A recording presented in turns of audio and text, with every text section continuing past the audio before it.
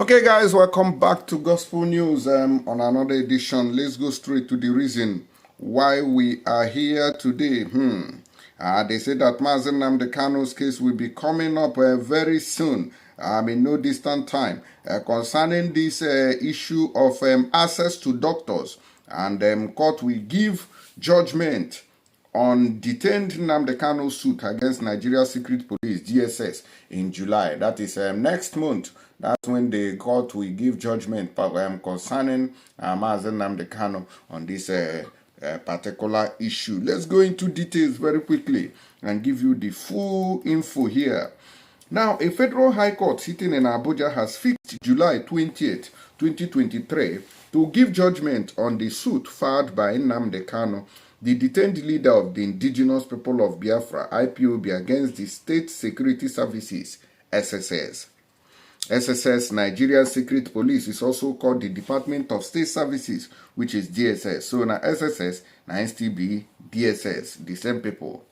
Kanu, through his team of lawyers, had sued the DSS and its Director General as the first and second respondent in the matter. In the suit marked FHC/ABJ/CS/2341/2022, Mazi Nnamdi Kanu urged the court for permission to apply for an order of mandamus to compel the DSS to allow him unhindered access to his medical doctor, among others.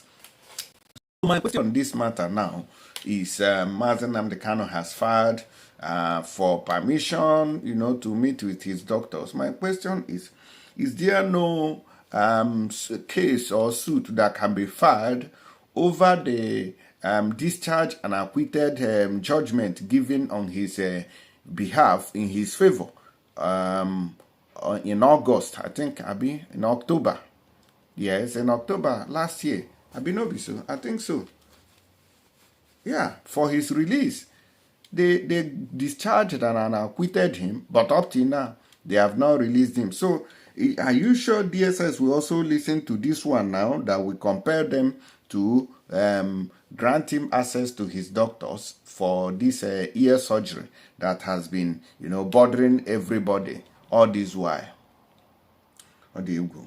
Now, they say Kanu, through his legal lawyer, lawyers had taken this matter to the court in another case, suit. On February 1st, the court granted Kanu the permission to apply for an order of mandamus he sought after an ex parte motion moved by Ibiyeomie to the effect. But in a preliminary objection filed by the secret police, it urged the court to dismiss the suit for want of jurisdiction.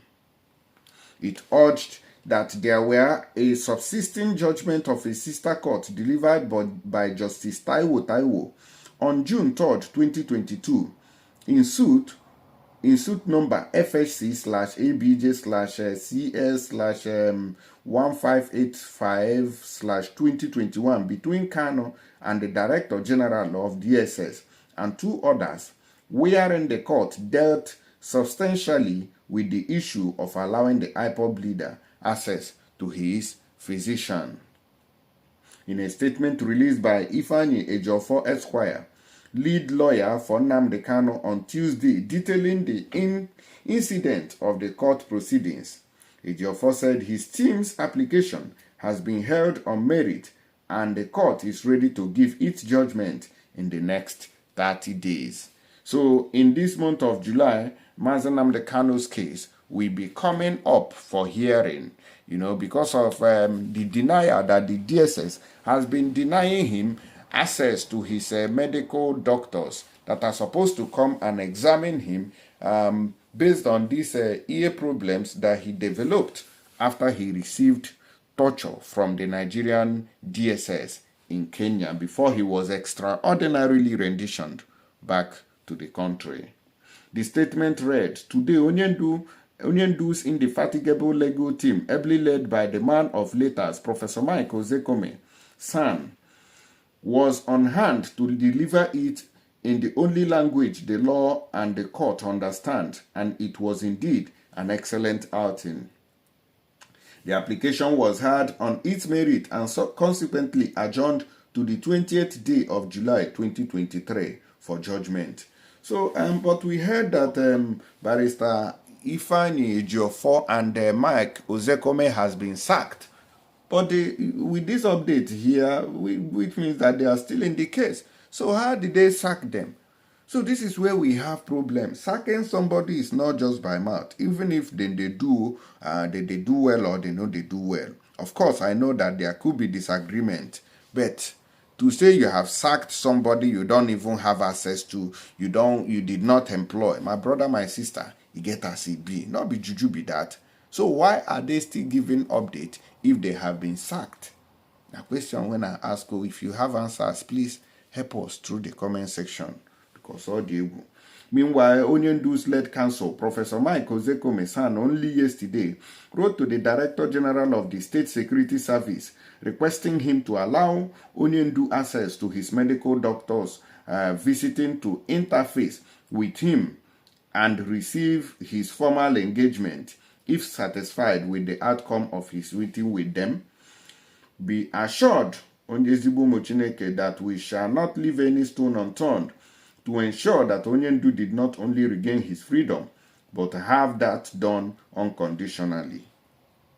Let me use this medium to further assure Ezigbo Mochineke that Onyendu's legal team, ably led by Professor Mike Ozekome San, is more resolute than you can ever imagine to ensure that Onyendu is freed as soon as possible. The legal team's feet are standing firmly, and there is nothing, no amount of distraction that can shift our eyes from the ball. Now, waiting Barrister Ifeanyi Ejiofor can tell us, now be that to say that they are holding it down to make sure. So, one thing I don't understand is, it now looked as if it is Barrister Ifeanyi Ejiofor and Mike Ozekome that are on top of this Mazi Nnamdi Kanu's case. Meanwhile, we also have Barrister Aloy Ejimako there. So why is it that I think, I'm not sure whether I used to hear Ifeanyi Ejiofor, comment on Barrister Aloy Ejimako's achievement so far in this case. I think it's very, very difficult for me to see his name on each other's platforms, which means that there is division somewhere. There is no unity there. Of course, I'm telling you, there's no unity there, because it's very rare that you will see, Barrister Ifeanyi Ejiofor come out to write out all these articles and say, with our brother or our other colleague, which is Aloy Ejimako and his achievement, blah, blah, blah, blah, blah. We barely hear these things. Does it mean that they don't talk to each other? Does it mean that Mike Ozekome does not relate with Aloy Ejimako? These are the questions that are yearning for answers, which means that there is division there too. That is what I see. If not, at least there will be, when this one is writing an article, we will mention this one, and because Ifeanyi Ejiofor only mentions Mike Ozekome, as if Barrister Aloy Ejimako does not exist in this case. I beg, Muna pull mouth. I want to know what I don't know, because now the one when I know, now I go talk. The one when I don't know, I go still they ask questions until we get good answers to them. But before we come off for this matter, make I play on Pastor David Ibiyeomie. He say, the way when Cele people, this white garment church, the way they do, say no baduam, say na make them hate all those churches. And their pastor too, when get the Cele white church them, he don't still come out, can't respond to them. Wanna watch this video. Do you know why I hate white garment churches? In quotes, people don't know why I hate them. If you know what they do, you will never like them. Okay.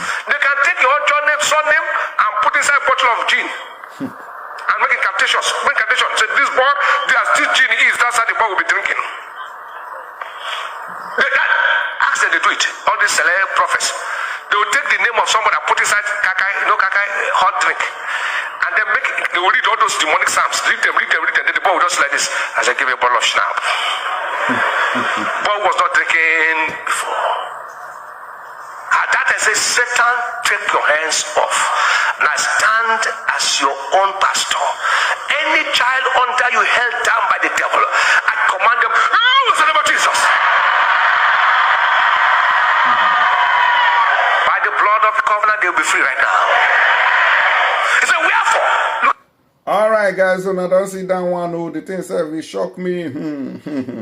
Of course, a lot of things are happening around this world. You know, we waiting they go use man, they talk but the Cele pastor person don't come and can't respond, can't give them Mona hear his own side of the story. And certain people have called me to ask what my opinion is. And initially, I didn't want to talk about this man called Ibiyeomie. By age, he will be 60-something, if I'm not mistaken. It only means we are within the same age bracket, if I will count very well. I don't know whether you enjoy the grace of God at the level at which you are, or it is some of those things that you people do that we know, that we don't want to talk about. I don't want to talk about the things you people do. I don't want to talk about it.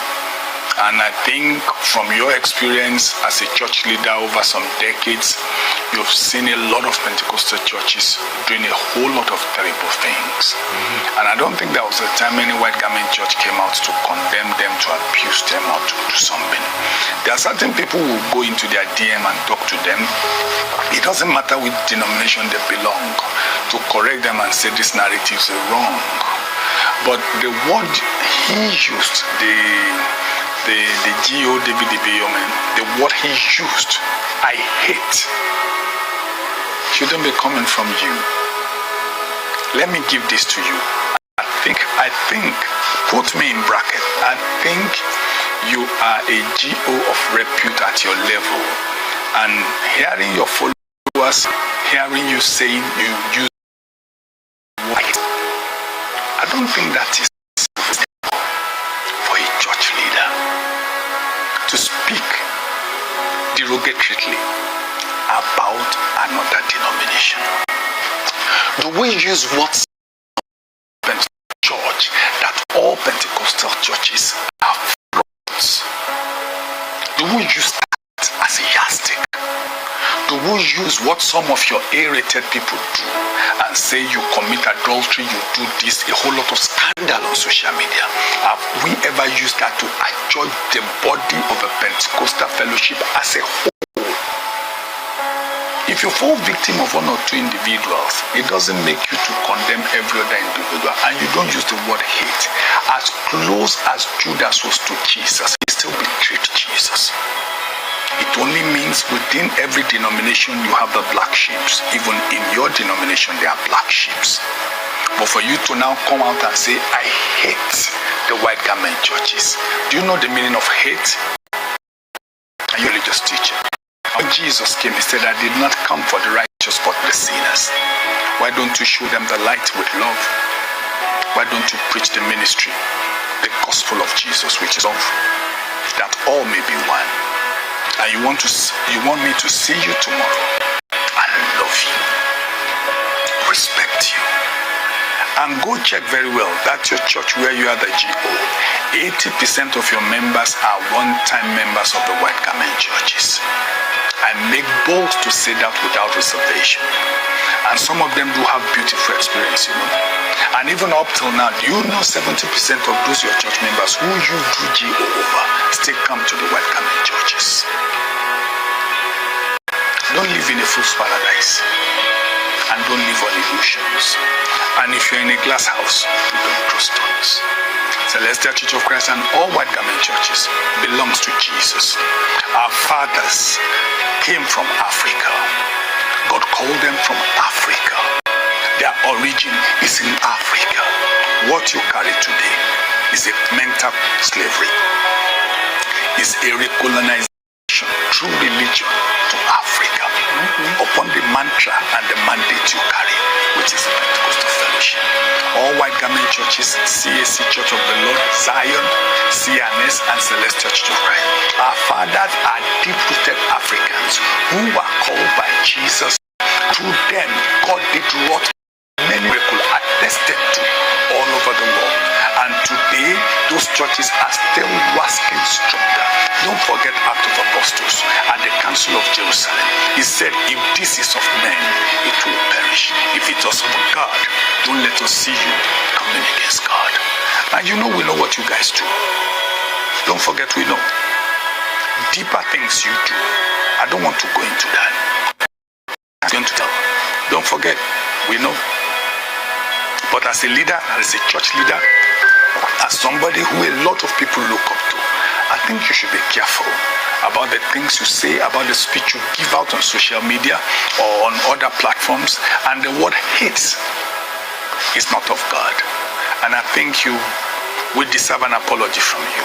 I know you don't care, but don't worry, sooner than you expect. Those things you people do that we know will come into the open. But don't forget the motto of Kanu, that all may be one. White garment churches belong to Jesus. On the mandate of Jesus we stand. On the covenant of Calvary we stand. And on the mantle of Trinity we stand. Irrespective of whatever anybody says, we stand on that mandate. And we'll continue to talk about it. So everybody, and those who know David Ibiyeomie, tell him there are certain red lines you don't cross. And I think you just crossed one. Don't forget, no matter how big you are, God is bigger than everybody. God bless you. All right, guys, so I don't hear churches don't clash you. Hey, Cele people, if let's say they won't go, they go do war, follow Pastor David Ibiyeomie. Mona still let me know which one they follow, and the reason follow this matter. No be small thing. I see you guys on the next one.